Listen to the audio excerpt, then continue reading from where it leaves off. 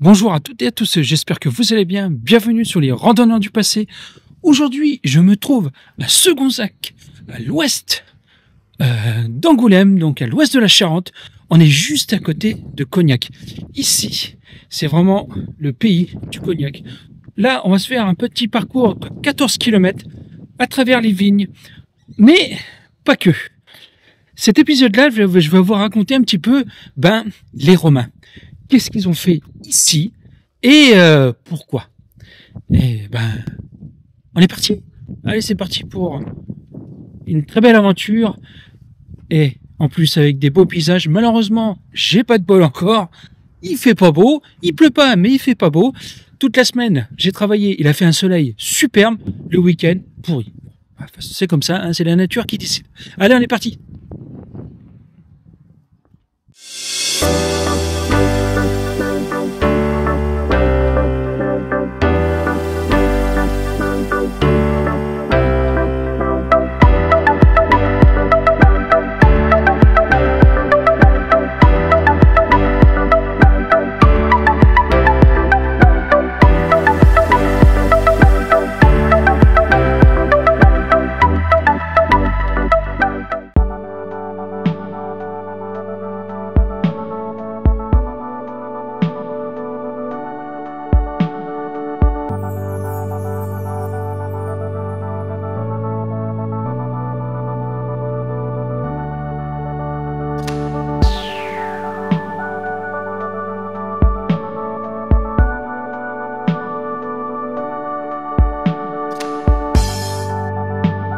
Nous, on va faire le circuit des Romains. Donc, balisage bleu.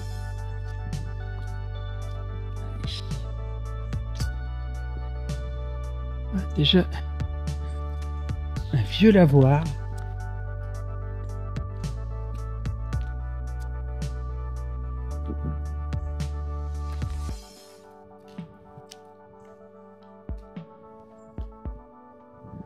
Et nous, on va partir par ici. Allez, c'est parti, on va découvrir de très belles choses.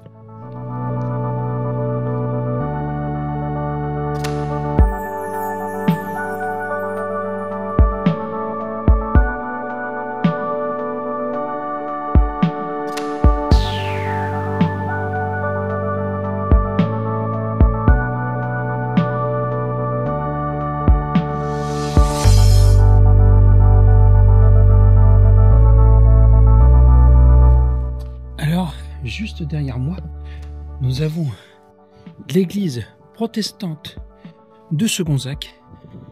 Parce qu'il faut savoir que pendant la guerre de religion, tout ça, en fait, la Charente était aussi où il y avait beaucoup de protestants qui ont été persécutés aussi.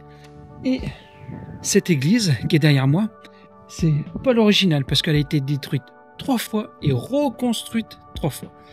Donc voici, et est devenu maintenant un monument historique. Alors, je sais pas si elle est ouverte.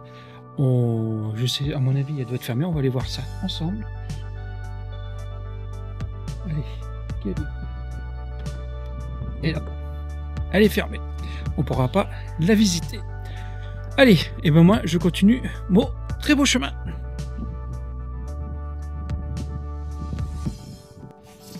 Ah, j'ai oublié de vous dire aussi que des fois, hein, comme toujours une tête de linotte. Hein.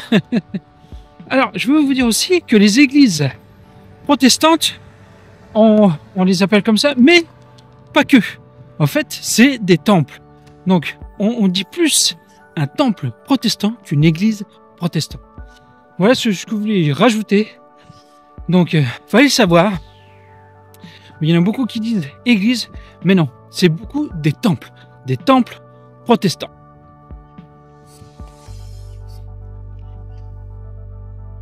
Arnaud, ce sera le parcours bleu. Je ferai comme d'habitude, je le mettrai en description, le lien via Visorando. C'est là où je prends quasi totalité de mes randonnées. Je ne suis pas sponsorisé, je dis bien je ne suis pas sponsorisé par eux. Mais voilà, moi c'est là où je trouve beaucoup de mes randonnées et je vous mettrai en description si vous voulez le faire. Il est balisé en bleu pour l'instant, Il est très bien balisé, donc je pense qu'ils l'ont refait. Et ça, c'est très bien. Très bien, et il faut ça remercier la commune de pouvoir mettre en avant les randonneurs, mettre en avant leur région. Quand je vous disais ici, voilà, hein, on est dans la région que du Cognac Pinot. Hein, regardez. Voilà. Hein. Là, c'est que ça, c'est que ça. Donc là, on est au cœur du poulet, comme on dit. Et cette randonnée, pour l'instant, est très bien balisée. Donc, si l'on en fait, et merci à la mairie et surtout aux bénévoles de pouvoir faire ces tracés, d'entretenir les chemins et les marquages nous, les marcheurs, qu'on puisse bien se repérer. Allez, on continue.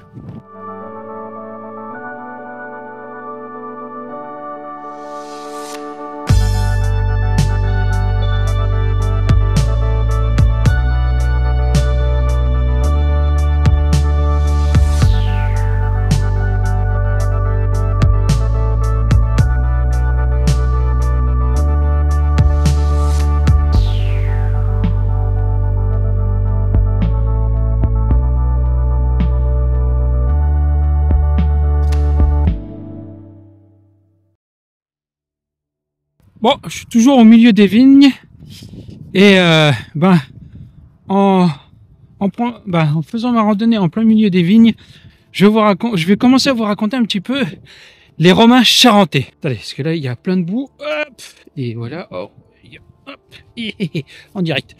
Alors, avant que les Romains envahissent la Gaule par Jules César en moins 58 avant Jésus-Christ, ici, en Charente, on s'appelait les Santons. C'était une tribu, un clan, enfin, des grands clans, c'était plusieurs clans gaulois qui peuplaient la Charente. Donc on était les Santons.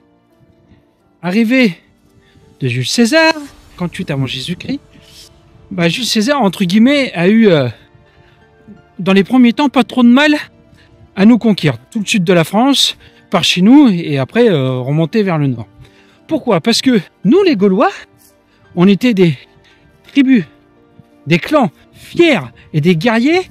Et comme on était bien, des fois il y avait des villages qui prospéraient, tout ça. Et comme on était assez costaud, tout ça, on allait foutre sur la tronche à nos voisins, qui étaient du même peuple, hein, mais des fois qui avaient un autre nom. Et à force de se foutre sur la tronche et tout, Jules César, lui, il en a profité pour dire, attends, qu'ils se foutent sur la tête, hein, comme on dit. Moi, je vais arriver, je vais commencer avec mon armée quand même très puissante. Faut dire que les Romains, ils étaient une armée d'élite entraînée, c'était une armée de métier, donc des vrais soldats. Pour l'instant, il n'y a pas eu trop de mal à nous envahir. Et même, il y a eu même des Gaulois qui ne se sont même pas battus, qui se sont rendus tout de suite. Et c'est qu'après, qu'on comptait une histoire, un homme, Vercingétorix, lui, a dit attends, c'est chez nous, tu vas pas venir nous conquérir. Donc, c'est entre guillemets grâce à Vercingétorix que la Gaule a pu s'unifier contre les Romains. Mais ça, c'est une autre histoire, et vous connaissez quand même l'histoire. Si vous avez été à l'école, si vous avez bien suivi, vous devrez connaître l'histoire. Mais ça, je raconterai ça dans un autre épisode des sites romains. On va faire un petit truc comme ça. Je vais faire plusieurs sites romains en vous racontant les Romains charentais. Bon, revenons à nos moutons. Donc, on s'appelait les Santons. Dès qu'on a été conquis par les Romains, donc après on a eu la période, après le 1er siècle, gallo-romaine, et là, dans la région d'ici, comme Saintes était l'une des capitales de l'Aquitaine. Donc on était l'une des 3 capitales de gallo-romaine. Et pourquoi la Charente a été assez riche en romains? Parce que autour de moi, comme vous voyez là, nous avons les vignes. Et ça, les vignes dateraient de cette époque-là. Voilà. Voire même avant. Voire peut-être même avant. Donc c'est une région viticole, agricole. Donc on était entre guillemets un petit peu le grenier de la Rome. Parce qu'il faut savoir que tous les récoltes qui étaient dans tout l'Empire romain allaient, bien sûr, au peuple romain dans les pays colonisés, mais pas que. Plus de la moitié des récoltes, des empires, donc nous, en Charente, allaient à Rome. En fait, nous, on nourrissait Rome. Voilà. Donc c'était malin quand même, parce que on cultivait, on produisait quand même pas mal. Donc c'était des Romains qui faisaient, avec des esclaves aussi, de Gaulois et autres peuples qui ont colonisé. Et ben une partie revenait à eux pour qu'ils mangent et tout ça, des seigneurs et des militaires romains qui colonisaient ici, et la grosse partie des récoltes, c'est pour ça que les routes romaines ont été créées aussi, pour pouvoir acheminer toutes les marchandises à Rome. Et aussi, les voies romaines ont été construites pour bien sûr amener très rapidement, s'il y avait une rébellion ou un autre pays barbare qui voulait conquérir la Gaule ou autre endroit de l'Empire, acheminer les militaires. Voilà. Donc voici à peu près une partie de l'histoire. Nous allons continuer un petit peu plus loin quand je serai sur une voie romaine, que malheureusement n'existe, le tronçon qu'on va se faire, on voit plus les pierres, tout ça, mais elle existe, la voie, elle existe toujours. Allez, on va faire ça tout à l'heure.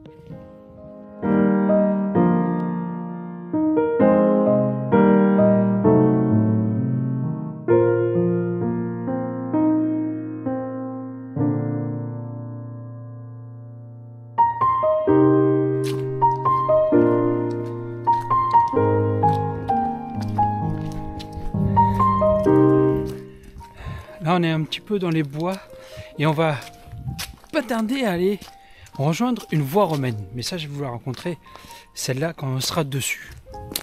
Mais avant, je voulais vous dire que, comme vous voyez, les arbres là, ça y est, hein, l'automne est là, hein, elle est bien arrivée, il fait frais, il commence à faire froid.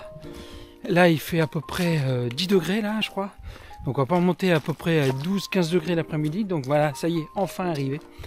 Et c'est là qui est marrant parce que dans les autres vidéos, même que ceux que vous avez fini il y a 15 jours du chemin des cœurs charentais, et même la dernière vidéo, on entendait encore les oiseaux, on entendait encore la vie qui était présente, qui était là. Et là, franchement, c'est bizarre parce qu'on entend pratiquement plus rien. Plus d'oiseaux. Plus de vie. Il y a toujours les gibiers, mais bon, là on est en période de chasse, donc là entre guillemets les gibiers se cachent, ils essayent de se cacher contre les chasseurs. Ça c'est ça, la loi de la nature, c'est ça. Et donc en fait c'est vraiment là, on est c'est très calme. L'automne c'est magnifique. J'espère vous prendre des belles images aussi quand ça sera vraiment, parce qu'il y a encore un peu de vert quand même, hein, mais quand ça sera tout orange, un peu rose, orangé, tout ça, ça va être magnifique, en espérant d'avoir un petit peu de soleil pour que les images soient encore plus belles, que là malheureusement c'est un ciel couvert. Mais l'automne c'est magnifique, mais c'est vrai que la vie commence à se ralentir. Comme nous, hein, je veux dire, nous, en été, on est tous joyeux, machin, on est en pleine forme, on fait la fête et tout, parce que même le soleil dure jusqu'à 10h, 10h30 du soir. Là, à 18h, il fait nuit, quoi. Donc c'est vrai que c'est un ralentissement un peu de la vie, mais c'est ça, la nature a fait comme ça, et c'est pas trop mal, en fait, parce que on va rentrer dans une ère, dans une période calme, sereine, posée, que ce soit pour nous les hommes et les animaux. Et c'est pour ça aussi que dans cette période-là, voilà, il faut, moi je vous insiste à sortir, à bien vous couvrir bien sûr parce qu'il va faire froid, à bien vous couvrir, bien vous chausser, prendre toujours un peu d'eau, même s'il fait froid, prenez toujours de l'eau parce que l'hydratation c'est très important en randonnée, de prendre une petite barre céréale, une pomme ou quelque chose pour manger, et de sortir, comme je dis, 1, 2, 3, 5, 10, comme vous voulez, mais de profiter de ce calme et de profiter de la nature, et surtout d'écouter autour de vous. Allez, on va arriver bientôt au chemin romain.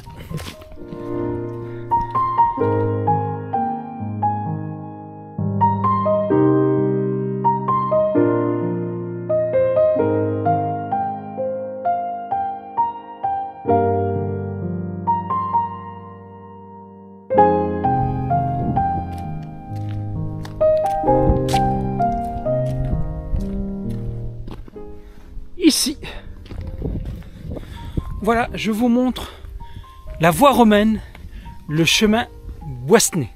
Alors, c'est un chemin secondaire, donc une voie romaine secondaire, mais assez importante. On va dire, en plus imagé, on va dire pour les enfants, c'était une voie, entre guillemets, nous avons la voie Agrippa, on va dire l'autoroute, hein, pour plus imagé. La voie Boissenet, c'était la nationale 10, voilà. Et après, nous avons les voies secondaires, comme les départementales. Voilà. On va un peu imager comme ça pour les enfants, que ce sera plus simple. Donc ici, donc, on est entre guillemets le chemin Boissenet, la nationale 10 à l'époque romaine. Et c'était un chemin qui partait. Alors, parce que attention, moi, la langue romaine, ça fait 2.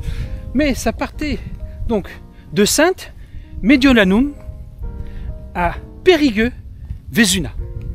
Donc, ce chemin partait de Sainte à Périgueux et elle faisait 140 km. Alors pourquoi ce chemin, la voie romaine était importante? Parce que, comme je vous disais, elle traverse la Charente. Et partie de, bien sûr, avec un peu de la Dordogne et tout. Mais, comme je vous disais, cette voie-là passait par la Charente. Donc, comme je vous disais avant, une région d'agriculteurs et viticoles, donc du vin était fabriqué ici, après du blé, tout ce qui est céréales aussi. Donc cette route-là, c'était plus une route entre guillemets commerciale.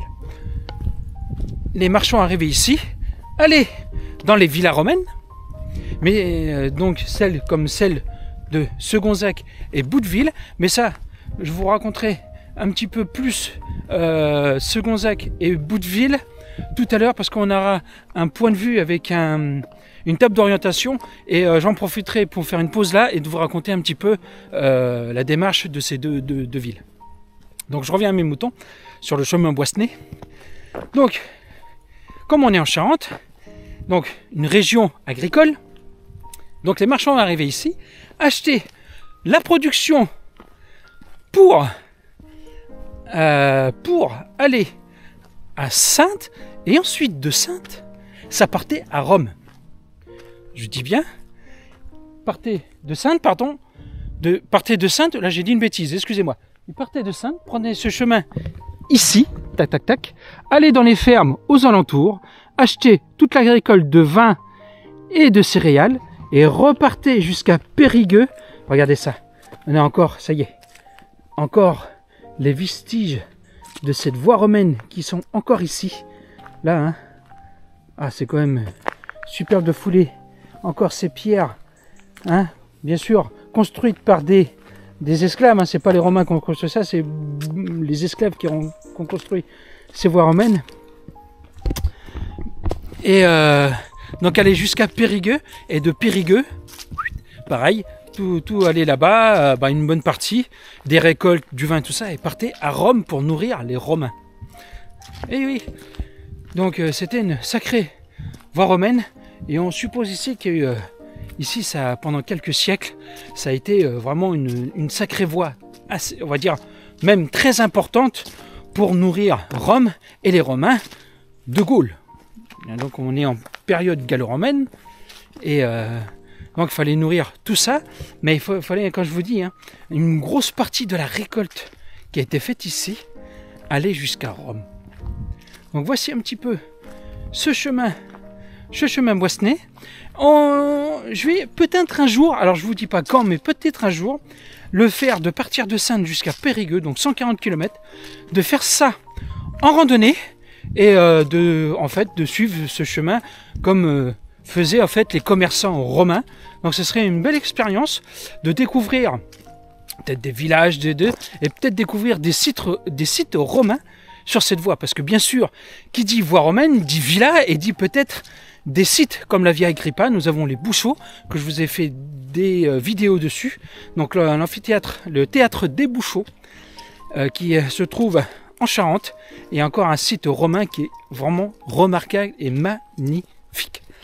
Voilà, donc je continue mon chemin, et tout à l'heure je vais vous raconter un petit peu l'histoire de Segonzac Bouteville au temps de Romains.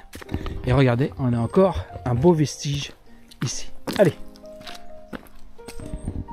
Bon, je suis toujours sur la voie Boissenet. Mais je voulais vous dire, eh ben, comme j'ai fait quelques épisodes déjà sur les sites romains où que je parlais des Romains, ben, je vais créer une playlist. Donc ce sera les Romains charentais. Comme ça, au lieu de des fois de chercher sur le panel des vidéos, des fois il faut tomber, parce que là je commence à avoir quand même pas mal de vidéos. Donc avec cette playlist là, vous cliquez dessus et vous avez toutes les vidéos qui est en thème avec les Romains, comme je fais avec les Templiers et ce que je ferai avec d'autres, on va dire, d'autres sites historiques ou d'histoire, qui sera plus simple pour vous. Parce que comme si vous voulez regarder les vidéos sur, si vous êtes intéressé que par les Templiers ou par les Romains ou par autres, hein, bien sûr, et ben ces playlists là, vous avez juste à cliquer dessus et vous avez toutes les vidéos dédiées au thème que je fais. Voilà, je pense que ce sera le mieux. Je vais faire ça assez rapidement, comme ça vous l'aurez d'ici quelques jours, hein. Donc même ça va se faire très rapidement. Et comme ça, vous n'avez plus besoin de chercher comme un sauvage, parce qu'après aussi, plus vous cherchez, puis après vous allez abandonner, du je sais pas combien de vidéos, c'est chiant.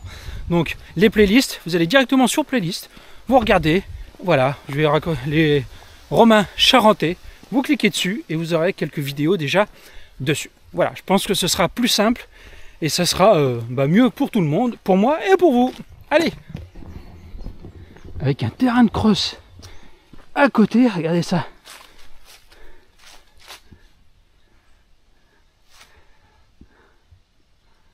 Là, on a quoi s'amuser ici, là.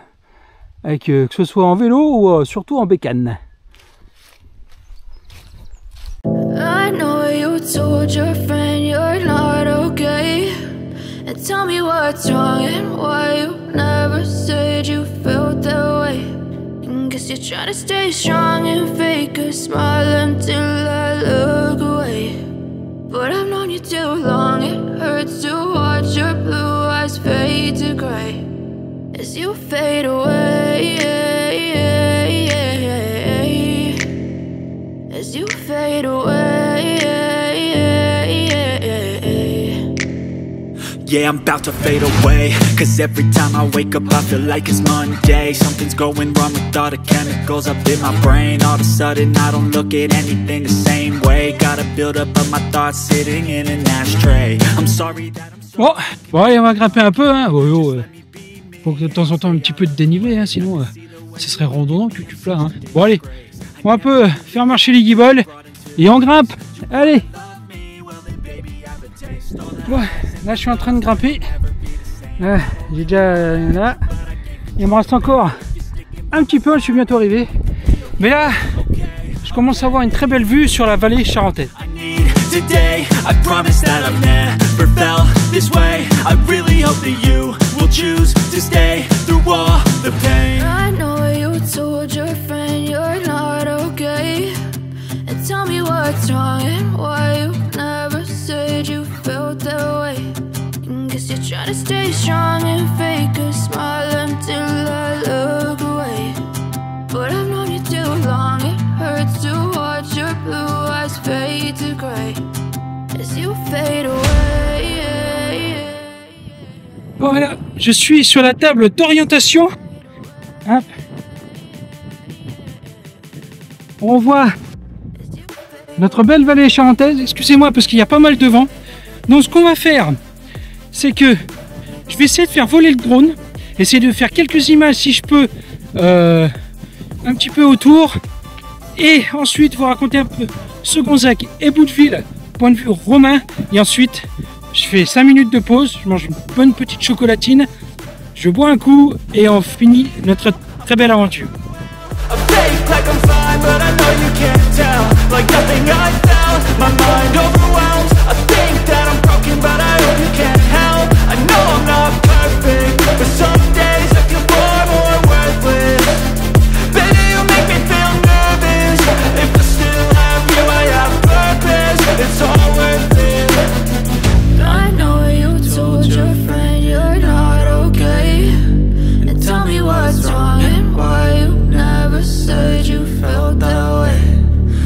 Trying to stay strong and fake a smile.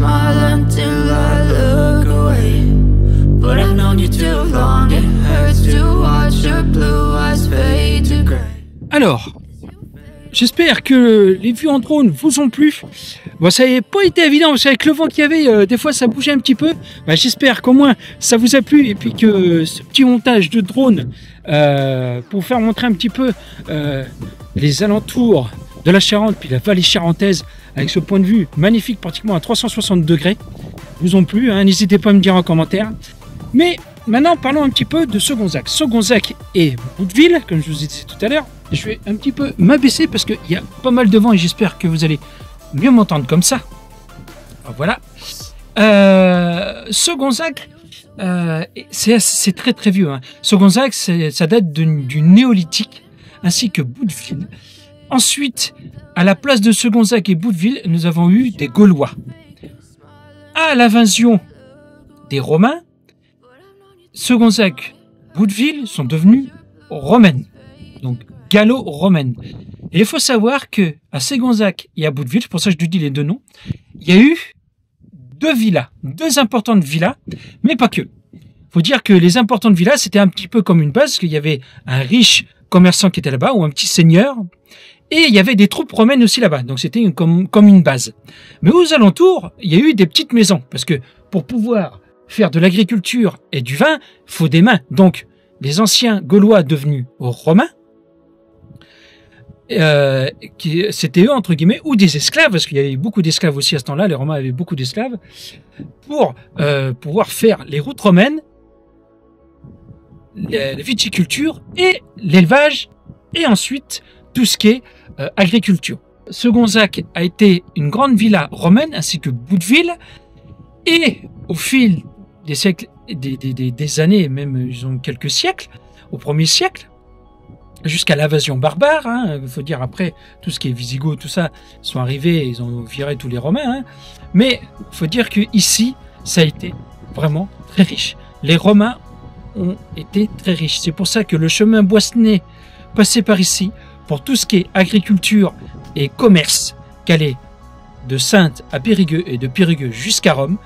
Nous avons eu ici l'autoroute, entre guillemets, la Via Agrippa, qui était beaucoup plus principalement pour les troupes romaines, hein, quand il y avait des insurrections ou des barbares, tout ça. Donc c'était là qu'empruntaient généralement les troupes romaines, qui allaient beaucoup plus vite. C'est pour ça que les voies romaines ça allait très très vite, hein. Heureusement qu'ils ont construit ces chemins-là. Et faut dire que maintenant, certaines départementales, voire aux routes, sont construites sur les chemins, les voies romaines. Ouais, il faut savoir que, nous, on s'est pas fait suer. On a repris les anciennes routes romaines qu'on a remis maintenant au goût du jour avec les goudrons et tout ça. Mais ces voies romaines, comme les départementales charentaises, voire en France, hein, ou partout dans l'Empire romain, c'était des anciennes voies romaines. Donc voici un petit peu l'histoire de Segonzac, qui a été une très grande villa romaine, ainsi que Bouteville. Et au Bouteville aussi, je tiens à rajouter que maintenant, il y a aussi, après les Romains, nous avons eu des très beaux châteaux. Il y a eu Jean Santerre qui a habité ici, même les parents de François Ier qui ont vécu ici. Et petite anecdote, peut-être que François Ier a été conçu, alors c'est pas avéré, mais peut-être, hein, c'est des ondits mais peut-être que François Ier a été conçu à Bouteville. Voilà. Bonne fête et puis ce qu'il faut à la fin. Donc voici l'histoire de Segonzac et de Bouteville pendant la période romaine, mais je peux en venir plus longuement sur d'autres épisodes aussi, parce qu'il y a pas mal de sites qui sont à côté, qui peuvent rejoindre ici. Et moi, je mange ma petite chocolatine, je bois un coup, et on reprend notre très belle aventure. Allez. Et eux, là-bas, ils ont de la chance, ils ont du soleil.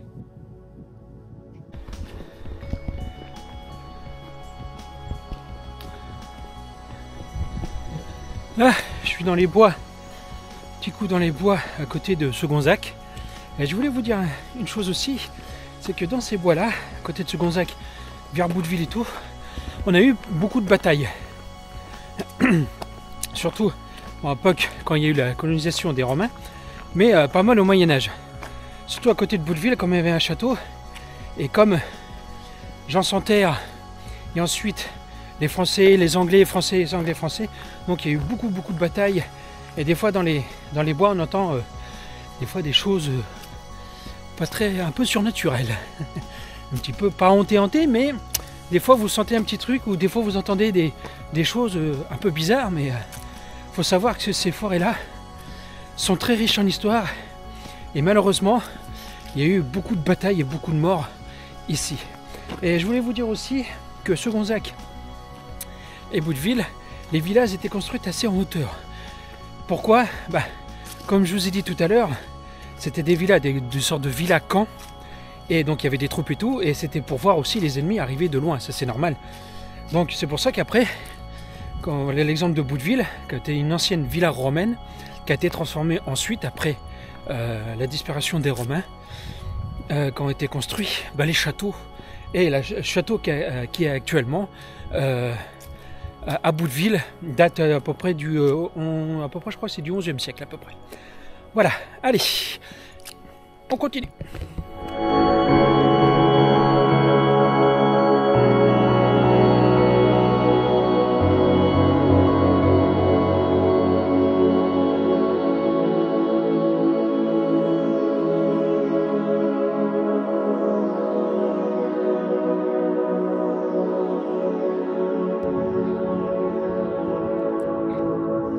Bon, comme je vous dis, très belle randonnée depuis tout à l'heure, que des beaux points de vue sur la vallée charentaise. Là, il y a une éclaircie qui arrive, donc le soleil pointe un tout petit peu de bout de son nez, mais bon, c'est cool. Et franchement, que du bonheur, ça fait du bien. On peut travailler un peu les jambes, tout ça, se ressourcer, et franchement, avec une... Bon, toujours autour des vignes, comme je vous disais, je suis au cœur du pays du Cognac. Mais bon. Voilà. Avec des beaux paysages. Et franchement, tout ça vaut tout l'or du monde.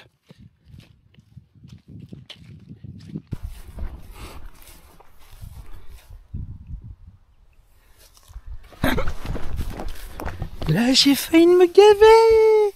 La gamelle. Ah là, c'est en direct la gamelle. Voilà, comme machin, on regarde pas devant soi, je me suis pris les fils. Yeah. Ah là, je crois que j'ai fait de vous.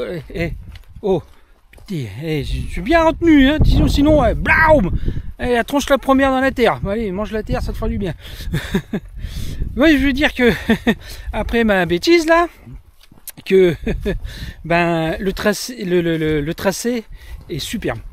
C'est très très bien balisé, ils l'ont refait, hein. Donc depuis le début, j'ai pas utilisé ma carte ni rien, je vais qu'au tracé, et franchement là, je suis pas déçu du tout, parce que c'est tracé nickel, très très bien. Puis avec le film, ça m'a niqué la jambe, dis donc. Bon allez, on continue. Il me gamer les couillons.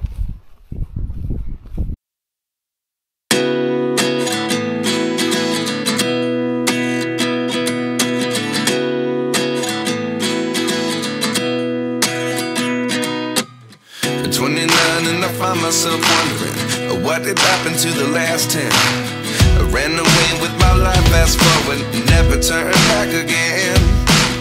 It's kind of funny that the moment... Voilà, nous arrivons à Segonzac, ça y est. Là il me reste peut-être à peine 1 kilomètre à faire. Donc j'ai fait pratiquement 14 km. Et on se retrouve à l'église pour la conclusion de cette très belle vidéo.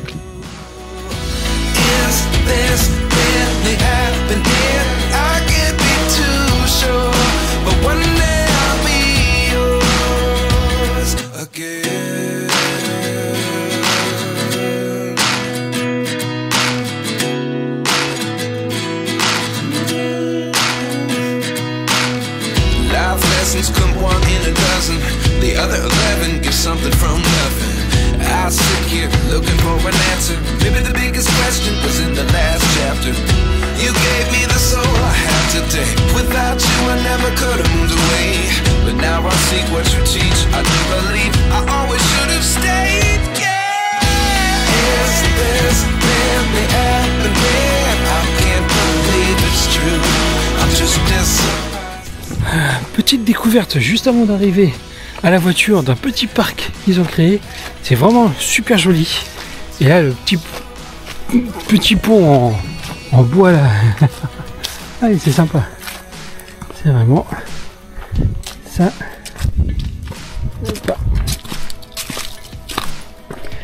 Allez. En plus avec le soleil.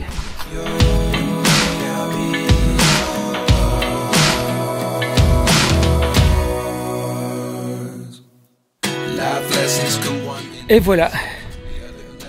La randonnée est terminée, donc voilà, je me retrouve au point de départ, donc à l'église de Segonzac, une église du XIIe siècle.